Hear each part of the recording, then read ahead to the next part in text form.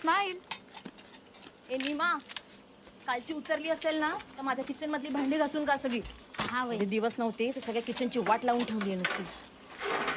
आणि काय हो, काल आम्हाला न्यायला का नाही आलात तुम्ही? उतानी पडून मस्त घोरत होतात ना. आणि किती वेळा सांगितलंय माझ्या भांड्यांना हात लावायचा नाही म्हणून. सगळी भांडी चिकचिकीत करून ठेवली आहेत नुसती. मग ती तुमची गोळा केलेली कुत्री चाटत बसतात. तुझं काय ग?